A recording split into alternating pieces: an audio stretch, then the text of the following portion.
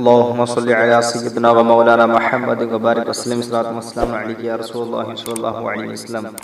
طلبہ اکرام، کل ہم نے منطق کی تعریف، اس سے ما سبق میں منطق کی تعریف، موضوع اور غرض و غایت سب پڑھ چکے ہیں۔ آج انشاءاللہ عز وجل علم منطق کی علم کی تعریف پڑھیں گے، یعنی علم کسے کہتے ہیں اس کی تعریف پڑھیں گے اور علم کے اقسام کی طرف نظر کریں گے۔ تو آئیے علم کی تعریف پڑھتے ہیں۔ ہاں دیکھیے، علم اور اس کے اقسام۔ علم کا لغوی معنی جاننا ہے اور اصطلاحی معنی اور اصطلاح میں علم کی تعریف یہ ہے: حصول صورت الشیء فی العقل، یعنی کسی شے کی صورت کا عقل میں آنا، کسی شے کی صورت کا عقل میں آنا۔ بھائی یاد رکھو، میں نے آپ کو پہلے بتایا تھا ایک لغوی معنی ہوتا ہے اور ایک اصطلاحی معنی ہوتا ہے۔ ایک لغوی معنی ہوتا ہے اور ایک اصطلاحی معنی ہوتا ہے۔ لغوی معنی اسے کہتے ہیں جو لغت میں پایا جاتا ہے، اور اصطلاحی معنی اسے کہتے ہیں جو ایک مخصوص جماعت بنا لے۔ تو دو معنی ہوتے ہیں، ایک لغوی اور ایک اصطلاحی۔ لغوی معنی کیا ہوتا ہے؟ جو لغت میں پایا جاتا ہے، اور اصطلاحی معنی کسے کہتے ہیں؟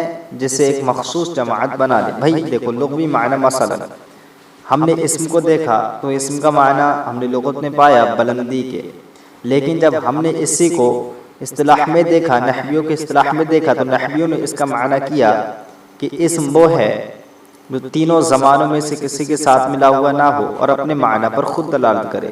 یہ اسم کی تعریف انہوں نے کی ہے، یعنی اسم کا یہ معنی اصطلاح میں کیا ہے انہوں نے۔ تو ایسے ہی علم کا ایک لغوی معنی ہے اور ایک اصطلاحی معنی ہے۔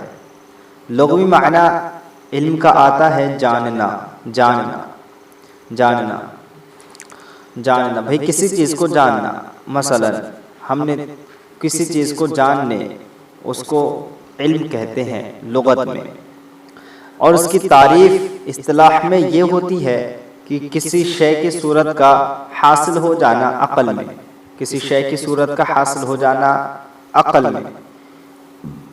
بھئی اس کو سنیے اچھے طریقے سے۔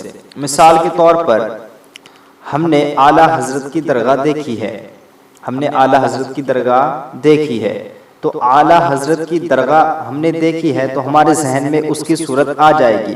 اب میں آپ کے سامنے جب بھی بولوں کہ اعلیٰ حضرت کی درگاہ اگر آپ نے دیکھی ہے تو آپ کا ذہن بالکل فوراً اسے نکال دے گا اور کہے گا یہ دیکھو تمہارے ذہن میں ہے۔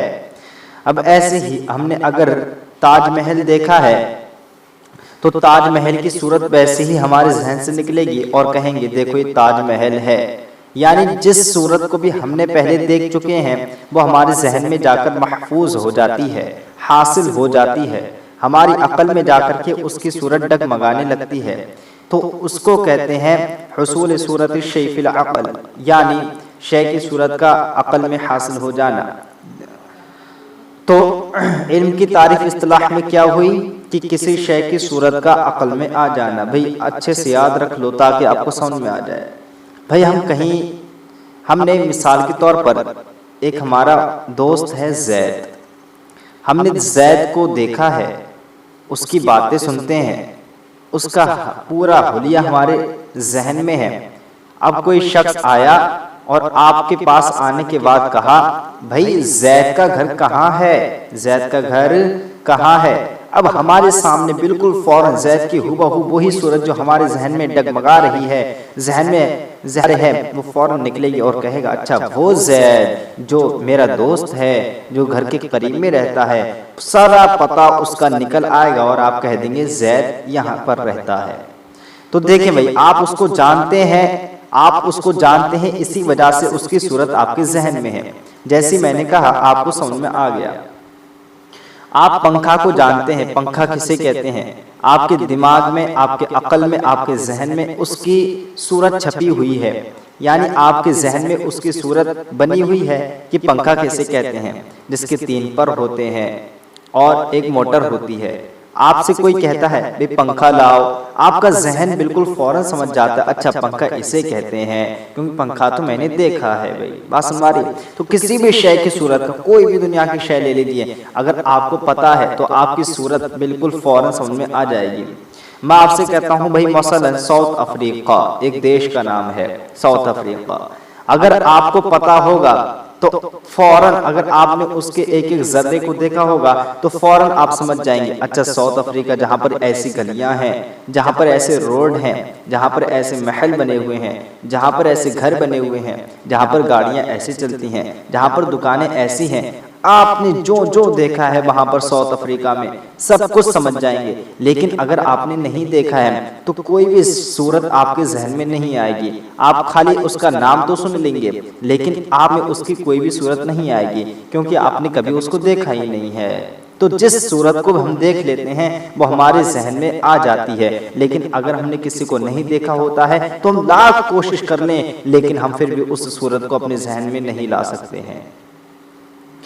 آپ کوئی اور چیز لے لیجئے، مثلا بھائی آپ نے بمبئی دیکھی ہوگی، اگر بمبئی دیکھی ہوگی تو فوراً آپ کے ذہن میں اس کی صورت آ جائے گی، اور صورت آنے کے بعد آپ فوراً کہیں گے اچھا یہ بمبئی ہے جہاں پر ایسے روڈ ہیں، سب کچھ اس کا نقشہ وغیرہ آپ کے ذہن میں آ جائے گا کیونکہ آپ نے اس کو دیکھا ہے۔ اور اگر آپ نے اس کو نہیں دیکھا اور میں کہوں آپ کے سامنے بمبئی، تو آپ کے ذہن میں ان کی صورتیں نہیں آئیں گی کیونکہ آپ نے اس کو دیکھا ہی نہیں ہے۔ تو اصطلاح ایک ہوتا ہے علم کا لغوی معنی، تو بتا دیا اس کا معنی لغوی آتا ہے جاننا، اور اصطلاحی معنی آتا ہے حصول صورت الشیء فی العقل، یعنی شے کی صورت کا حاصل ہونا عقل میں۔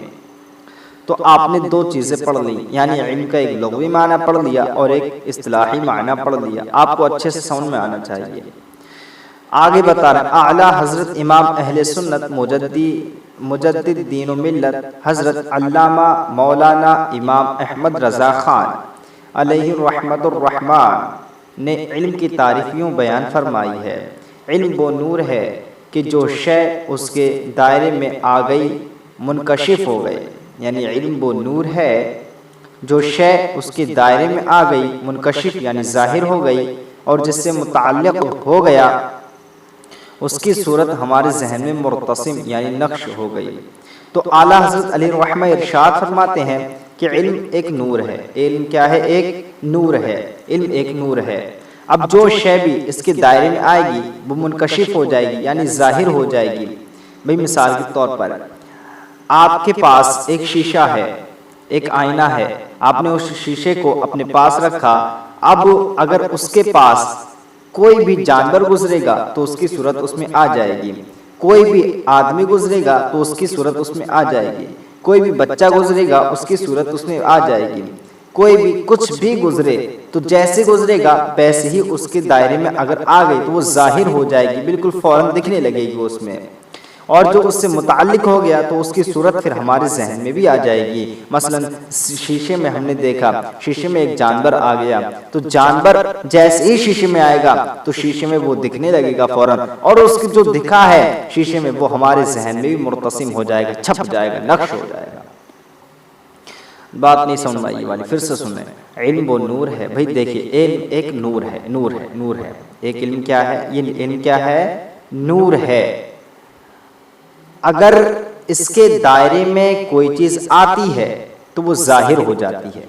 جیسے میں نے آپ کو مثال دی شیشے کی، کہ شیشے ایک آپ رکھ دیں اور شیشے کے سامنے کوئی چیز جب گزرے گی تو فوراً اس کی صورت اس میں دکھنے لگے گی، بالکل ظاہر ہو جائے گی۔ اور جیسے ہی وہ متعلق ہوگی اس سے، تو جس سے وہ متعلق ہو گیا یعنی وہ شیشہ جس سے متعلق ہوا ہے اس کی صورت ہمارے ذہن میں بھی مرتسم ہو جائے گی یعنی چھپ جائے گی۔ جیسے وہ شیشے میں دکھے گی، مثال کے طور پر یہ شیشے کی مثال میں ایسی مثال کے طور پر دے رہا ہوں آپ کو کہ اگر شیشے میں دکھے گی، مثال کے طور پر وہ شیشے میں دکھنے لگی تو شیشے میں دکھنے لگی تو اس کی صورت منکشف ہو گئی یعنی ظاہر ہو گئی۔ اب وہ جو صورت شیشے میں ہے اب وہ ہمارے ذہن میں آ جائے گی، منتقل ہو جائے گی، چھپ جائے گی۔ تو اعلیٰ حضرت نے علم کا معنی کیا کیا ہے؟ نور کیا ہے، کہ نور ہے جو شے اس کے دائرے میں آ گئی وہ ظاہر ہو جاتی ہے، اور جس سے یہ متعلق ہوتا ہے وہ اس کی صورت ہمارے ذہن میں مرتسم ہو جاتی ہے، چھپ جاتی ہے، نقش ہو جاتی ہے۔ تو علم کی ایک تعریف لغوی کر دی، ایک اصطلاحی کر دی، پھر اصطلاحی کی تعریف کی تھی، پھر اعلیٰ حضرت نے جو علم کا معنی بتایا ہے وہ بتایا بھائی۔ اب آگے دیکھیے، آپ کو سمجھ میں اگر نہ آیا ہو تو مجھے بتا دینا بھائی، میں انشاءاللہ تبارک تعالیٰ پھر سے سمجھانے کی کوشش کروں گا۔ علم کے اقسام، علم کی دو قسمیں ہیں، علم کی دو قسمیں ہیں۔ اب جو علم ہم نے پڑھا تھا کہ علم کسے کہتے ہیں لغت میں جاننے کو، اور اصطلاحی تعریف کیا کی تھی؟ حصول صورت الشیء فی العقل، یعنی شے کی صورت کا حاصل ہونا کہاں پر؟ عقل میں۔ اب اسی علم کی دو علم کے اقسام بتانے جا رہے ہیں۔ تو علم کی دو قسمیں ہیں، علم کی دو قسمیں ہیں، ایک تصور اور ایک تصدیق۔ ایک کا نام تصور ہے اور ایک کا نام تصدیق ہے، ایک کا نام تصور اور ایک کا نام تصدیق ہے۔ علم کی دو قسمیں ہیں، ایک کا نام تصور اور ایک کا نام تصدیق ہے۔ پھر سے دہرائیے، آپ دہرائے کریں جب میں بولا کروں۔ علم کے اقسام بتا رہے ہیں تو علم کی دو قسمیں بتائیں گے، ایک کا نام تصور ہے اور دوسرے کا نام تصدیق ہے۔ اس کو ہم نے ابھی تھوڑی دیر پہلے ماسبق میں موضوع کی جب بحث کی تھی، یعنی موضوع بتایا تھا علم منطق کا، تو ہم نے وہاں پر بھی تصور اور تصدیق اچھے طریقے سے سمجھائے تھے، لیکن کوئی بات نہیں، ہم بار بار پریکٹس کریں گے تاکہ اچھے طریقے سے ہمیں وہ چیزیں یاد ہو جائیں۔ تو علم کی دو قسمیں ہیں، ایک تصور اور ایک تصدیق، ایک تصور اور ایک تصدیق، یہ علم کی قسمیں ہیں۔ علم کی یعنی ہر علم، جتنا بھی ہمارا علم ہے وہ یا تو تصور ہوگا یا تصدیق ہوگی، ان دونوں کے علاوہ کوئی اور چیز نہیں ہو سکتی۔ ہمارا علم دو ہی چیزوں پر ہے، یا تو تصور ہے یا تصدیق ہے، ان کے علاوہ کوئی چیز نہیں ہے۔ تو یاد رکھو، تصور اسے کہتے ہیں جس میں حکم نہ پایا جائے، جس میں حکم نہ پایا جائے، جس میں حکم نہ پایا جائے، جس میں حکم نہ پایا جائے۔ اچھا، حکم بھائی یاد رکھو، پہلے حکم کسے کہتے ہیں؟ حکم اسے کہتے ہیں کہ ایک امر کی نسبت دوسرے امر کی طرف کرنا۔ ایک امر کی نسبت ہم کس کی طرف کریں؟ دوسرے امر کی طرف کریں، اب چاہے وہ ایجابی طور پر ہو یا سلبی طور پر ہو۔ ایجابی طور پر ہو یعنی مثبت ہو یعنی اس سے کسی کام کا ہونا ثابت ہو، کسی کام کا ہونا ثابت ہو، مثبت ہو۔ چاہے جو ہم ایک کا حکم دوسرے کے حکم، ایک کی نسبت دوسرے کی طرف کر رہے ہیں، اب یہ چاہے ہم مثبت طور پر کریں یا سلبی طور پر، یعنی چاہے منفی طور پر کریں۔ بھی مثال کے طور پر میں کہتا ہوں زید کھڑا ہے، زید کھڑا ہے، تو میں نے زید کی نسبت کس کی طرف کر دی؟ کھڑے ہونے کی طرف کر دی۔ اب میں نے یہاں پر کیا کہا؟ زید کھڑا ہے، یعنی میں نے کھڑے ہونے کا حکم لگایا۔ کس کا حکم لگایا؟ کھڑے ہونے کا حکم لگایا۔ تو یہاں پر ہونا ثابت ہے، یعنی زید ایک امر ہے، ٹھیک ہے، اور کھڑا ہونا ایک امر ہے۔ ان دونوں کی نسبت میں نے کی، تو ایک کی نسبت دوسرے کی طرف کی، اب وہ ایجابن ہو، یعنی مثبت طور پر ہو، یعنی اس میں ہونا سمجھا جاتا ہو۔ جیسے میں نے کہا زید کھڑا ہے، تو میں نے یہاں پر اس کے کھڑے ہونے کو کہہ رہا ہوں، یہ سلبی طور پر ہو۔ جیسے زید کھڑا نہیں ہے، زید کھڑا نہیں ہے، تو میں زید کھڑا نہیں ہے یہاں پر سلبی طور پر ہو گئی۔ تو ایجابی طور پر زید کھڑا ہے یعنی مثبت طور پر، زید کھڑا نہیں ہے تو یہ سلبی طور پر ہو گئی۔ تو تصور وہ ہے جس میں حکم نہ پایا جائے، حکم نہ پایا جائے یعنی اس میں حکم نہ پایا جائے جس میں ایک امر کی نسبت دوسرے کی طرف نہ کی گئی ہو، سمپل ہو بالکل۔ جیسے میں کہتا ہوں زید، اب بتائیے میں نے زید کہا تو میں نے زید کے بارے میں کچھ حکم لگایا، کھڑے ہونے کا، بیٹھنے کا، سونے کا، جانے کا، آنے کا، بیٹھنے کا، پینے کا، کھانے کا، نہانے کا، دھونے کا، کسی چیز کا میں نے حکم نہیں لگایا۔ میں نے بالکل صاف لفظوں میں صرف کہا زید، زید، اس میں کسی چیز کا حکم نہیں لگا۔ میں نے یہ نہیں کہا زید کھڑا ہے، میں نے یہ نہیں کہا زید بیٹھا ہے، میں نے یہ نہیں کہا زید آ رہا ہے، میں نے یہ نہیں کہا زید جا رہا ہے، میں نے یہ نہیں کہا زید کھا رہا ہے، میں نے یہ نہیں کہا زید پی رہا ہے، میں نے صرف کہا، کیا کہا؟ زید، زید۔ اب بتائیے میں نے جب زید کہا تو اس میں کوئی حکم پایا گیا، یعنی کوئی پوری بات سمجھ میں آئی؟ تو اس میں پوری بات سمجھ میں نہیں آئی، اس میں حکم نہیں پایا گیا، اس لیے یہ تصور ہے۔ یہ کیا ہے؟ تصور ہے، تصدیق نہیں ہے۔ تصدیق کیوں نہیں ہے؟ کیونکہ اس میں حکم نہیں پایا گیا، اور جس میں حکم نہیں پایا جائے وہ تصور ہوتا ہے، نہ کہ تصدیق۔ اب ہمارا کتنا بھی بڑا جملہ ہو لیکن اگر اس میں حکم نہ پایا جائے تب بھی ہم اسے تصور ہی کہیں گے۔ جیسے میں کہتا ہوں زید کے بھائی کے ماموں کے چچا کے لڑکے کے شادی، اب اس میں کوئی بات نہیں سمجھ میں آئی کہ کیا کہنا چاہ رہا ہوں. جملہ تو بہت بڑا ہے لیکن بات کچھ بھی نہیں سمجھ میں آئی. میں نے اتنی بڑی بات کہہ دی، زید کے بھائی کے ماموں کے چچا کے لڑکے کی شادی، لیکن کچھ سمجھ میں نہیں آیا. تو یہ بھی تصور ہے. کوئی اور لے لیجئے، میں کہتا ہوں زید کا ماموں، اس میں بھی زید کا ماموں کیا کر رہا ہے، بیٹھا ہے، سو رہا ہے، آ رہا ہے، جا رہا ہے، کچھ سمجھ میں نہیں آیا. تو یہ بھی تصور ہے.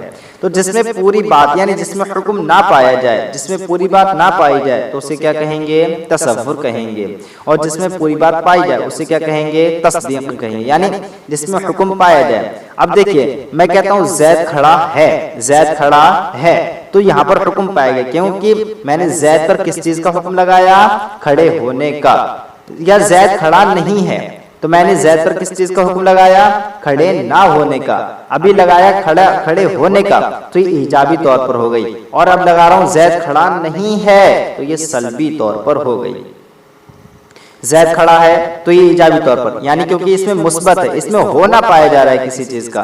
زید کھڑا نہیں ہے تو اس میں منفی یعنی سلبی طور پر ہے، اس میں حکم کا نہ ہونا پایا جا رہا ہے. حکم ہے لیکن اس کا وہ کام منفی طور پر ہو رہا ہے. تو تصور اسے کہیں گے جس میں حکم نہ پایا جائے، اور تصدیق اسے کہیں گے جس میں حکم پایا جائے. اب جو حکم پایا جا رہا ہے چاہے مثبت ہو یا منفی ہو، یعنی چاہے موجب ایجابن ہو یا سلبن ہو، ایجابن ہو یا سلبن ہو. تو علم کی دو قسمیں ہیں، ایک تصور اور ایک تصدیق. تصور اسے کہیں گے جس میں پوری بات معلوم نہ ہو، تصدیق اسے کہیں گے جس میں پوری بات معلوم ہو. یہ کہہ لو تصور اسے کہیں گے جس میں حکم نہ پایا جائے، تصدیق اسے کہیں گے جس میں حکم پایا جائے. اب حکم کیسے کہتے ہیں تو میں نے آپ کو بتا دیا، ایک امر کی نسبت کرنا دوسرے امر کی طرف. اب چاہے یہ ایجابن ہو یا سلبن، یعنی چاہے یہ مثبت طور پر ہو یا منفی طور پر ہو. مثبت ایجابن کو مطلب مثبت یعنی مثبت ہو جس میں ہونا پایا جا رہا ہو، ایجابن کو مطلب جس میں ہونا پایا جا رہا ہو، اور سلبن جس میں نہ ہونا پایا جا رہا ہو. دیکھیے علم کی اقسام، علم کی دو قسم ہیں، تصور تصدیق. تصور وہ علم ہے جس میں حکم نہ پایا جائے، جیسے صرف زید کا علم.